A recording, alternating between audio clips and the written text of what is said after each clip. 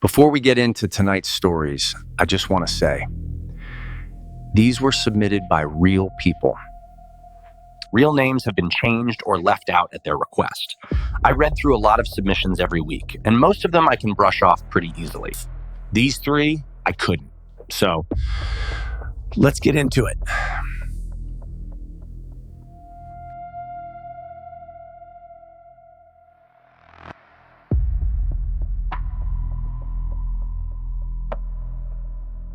My name is Dana. I'm 26, I live alone, and up until about 8 months ago, I thought the scariest thing that had ever happened to me was a fender bender on the interstate.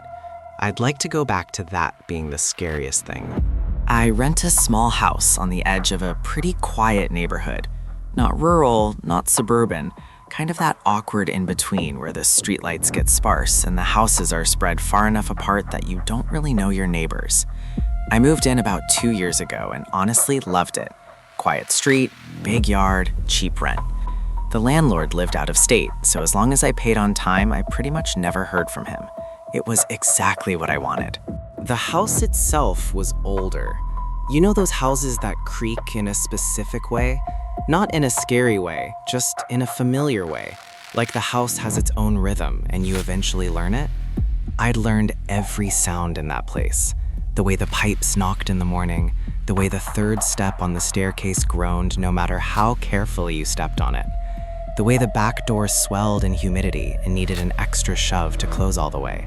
I knew those sounds the way you know your own heartbeat. So when I heard something I didn't recognize, I noticed immediately. It was a Wednesday night, nothing special about it. I'd come home from work, made dinner, was watching something on my laptop in bed. Probably around 10:30, maybe 11. The house was doing its usual thing. The pipes, the creaks, the hum of the refrigerator downstairs. Normal. Then I heard it. It was a sound coming from directly below my bedroom. Not the refrigerator hum, not the pipes. It was rhythmic, slow, like something being dragged across the floor in the kitchen. Drag, pause, drag, pause. I sat up and muted my laptop. My first thought was an animal. Maybe a raccoon had gotten in through the back door, which I may or may not have been diligent about that week. I'm not proud of that. I sat there for about 30 seconds, just listening. The sound had stopped. I told myself I'd imagined it and went back to my show. I hadn't imagined it. About 10 minutes later, it started again. Same rhythm. Drag, pause, drag, pause. Only this time it was louder, which meant whatever it was moving closer to the staircase. I want to be really clear about something. My brain was doing everything it could to rationalize this. Raccoon, possum, maybe a neighbor's cat had snuck in. My brain was working overtime to give me literally any explanation other than the one I was already terrified was true. I called my friend Gio. I don't know why. I think I just needed another human voice before I did anything else. He picked up on the second ring, and the moment I whispered that I thought someone was in my house, he told me to hang up and call 911. I told him I wasn't sure. He told me to call 911 anyway. I didn't call 911. I know. Instead, I grabbed the heaviest thing on my nightstand, which was, embarrassingly, a really thick hardcover novel, and I crept to the top of the staircase. I stood there in the dark for what felt like a full minute. Nothing. No sound at all. I remember thinking, okay, you're being paranoid. You heard the house doing house things. You're fine. I took one step down the staircase. The third step groaned beneath me the way it always did. And then, from the other side of my front door, which was at the bottom of the stairs, someone knocked. Not aggressive, not frantic. 3 slow, deliberate knocks, like they knew I was standing right there. I didn't breathe. I didn't move. I stood on that staircase holding a hardcover novel like a weapon, and I did not move a single muscle. Another knock, then another, then silence. I eventually, and I mean eventually, like 20 minutes later, made it back to my bedroom and called 911. By the time they arrived, whoever it was gone. The officers checked the perimeter, checked the back door, checked the kitchen. Nothing disturbed. No sign of forced entry anywhere. One of them asked me if I was sure I'd heard what I heard, and I almost lost it on him right there. I slept with every light in the house on that night, and the next 4 nights after that. And here's the part that really doesn't let me sleep. About 2 weeks later, my next-door neighbor, the only one close enough to matter, mentioned casually that she'd seen a man standing on my front porch a few Wednesdays back. Just standing there, she said, facing the door. She'd assumed it was someone I knew. She hadn't mentioned it until then because she thought it was nothing. It wasn't nothing. I moved out 3 months later. I don't live alone anymore.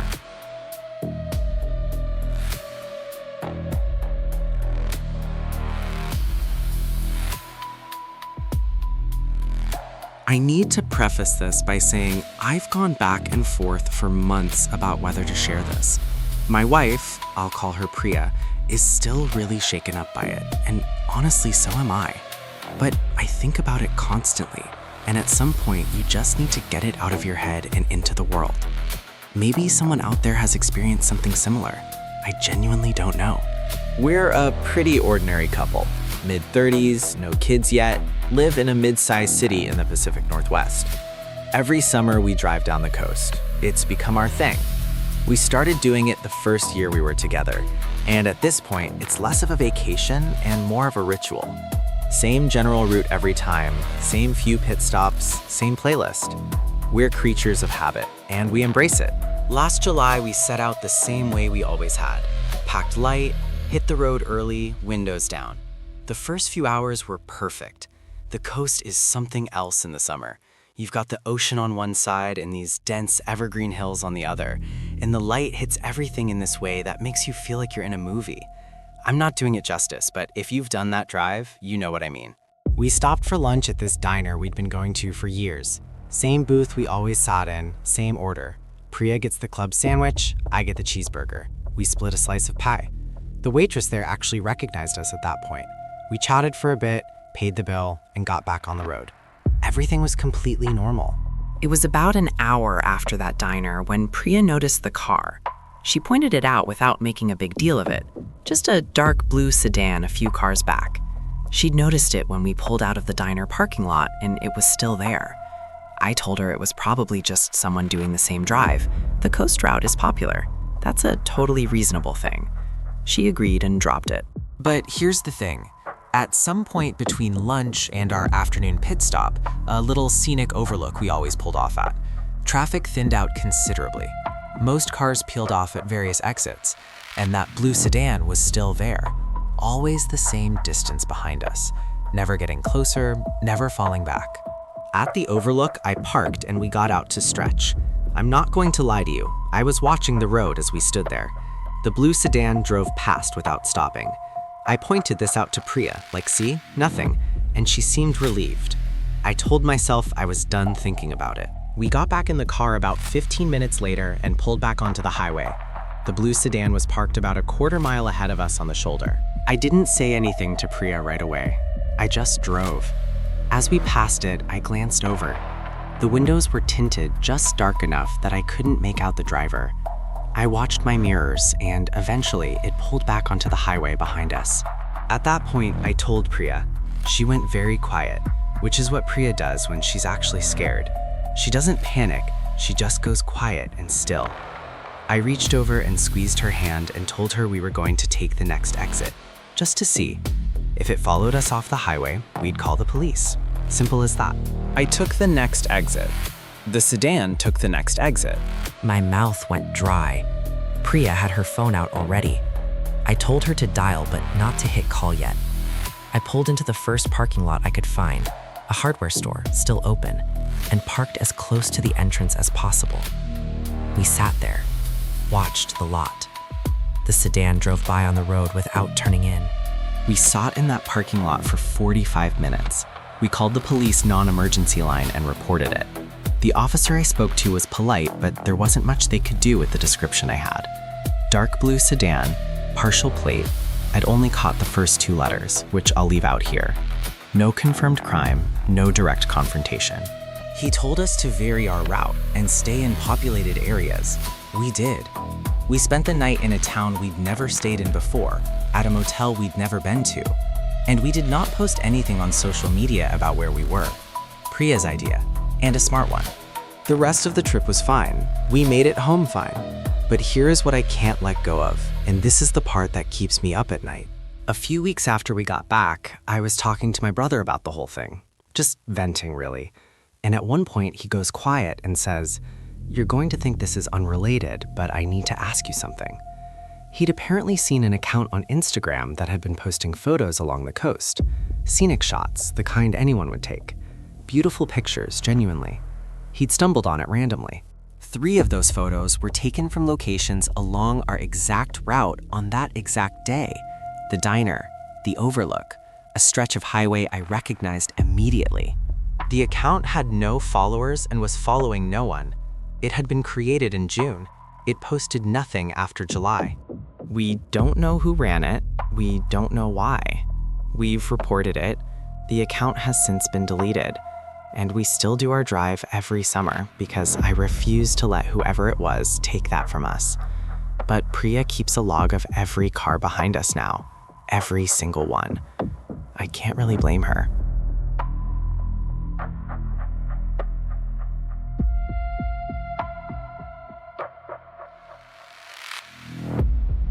I'm a nurse, 10-year vet of night shifts, so I want to be upfront about something.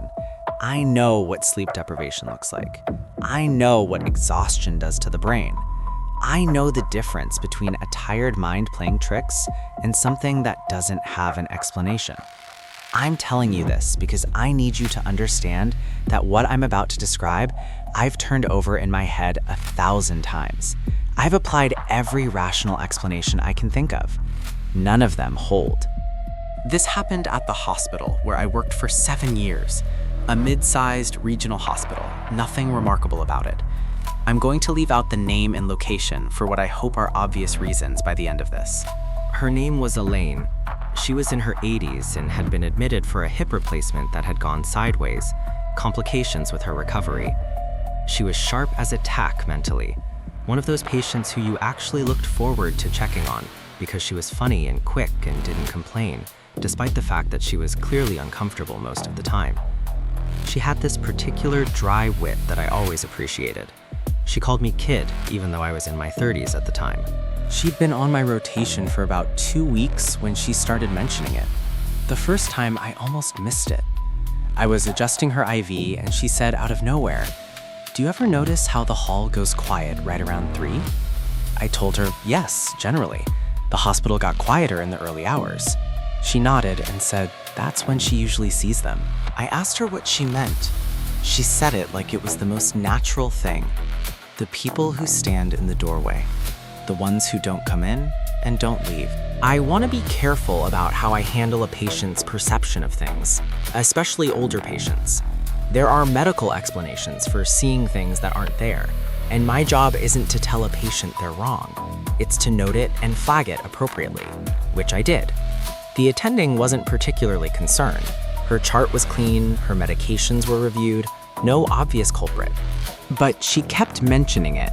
Not frantically, not in a way that seemed distressing to her, just matter-of-factly, the way you'd mentioned the weather. She started calling it the folding hour, the time between 3 and 4 a.m. when she said the regular world and something else overlapped. She was totally unbothered by it, which actually bothered me more than if she'd been scared. One night, maybe a week after she first brought it up, I was doing my 3 a.m. rounds. I turned the corner into her hall and I stopped. I stopped because there was someone standing in her doorway. Not a staff member, not a visitor. Visiting hours were over by 9. Just a figure, standing, facing into her room. The hall was well lit enough. I could see clearly. It was a woman, I think, hard to say for certain, in a grayish or light-colored top. She was completely still. I said, "Excuse me," and she didn't respond. I started walking toward her, and I want to be precise about this part because it matters. I watched her the entire time. I did not look away. I got to within maybe 20 feet of Elaine's doorway, and the woman was not there anymore. No footsteps, no movement I detected. She was there, and then she wasn't. I stood in that hallway for a long time. I went into Elaine's room. She was awake. She often was at that hour. She looked at me and said, "You saw one of them, didn't you?" It wasn't a question. I didn't answer. I asked her how she was feeling and went through my usual checks. And on my way out, she said, and I wrote this down verbatim in my notes that night because I knew I wouldn't forget it, but I wanted to be sure. She said, "Don't be scared, kid. They're not here for the living ones." Elaine was discharged about 4 days later. She went home, which was a good outcome given everything. I've lost patience in the years since, and I'll lose more. That's the nature of what I do. But I think about Elaine a lot. I've never seen the figure again, but every single time I turn that particular corner on the 3 a.m. round, and I still work that hospital, that same hall, I feel it. That specific pocket of dread, right before you look at something you're not sure you want to see. I don't know what I saw. I don't know if Elaine did either, really, but she named it, and somehow that's the part that sticks with me most. Like she'd been there long enough, at that hour, that she'd just gone ahead and given it a name, the folding hour. I try not to think about what folds. That's all for tonight. If you've made it this far, thank you for listening. And I genuinely hope you have someone to sleep next to. If you have a story of your own, you know where to send it. I'll be here.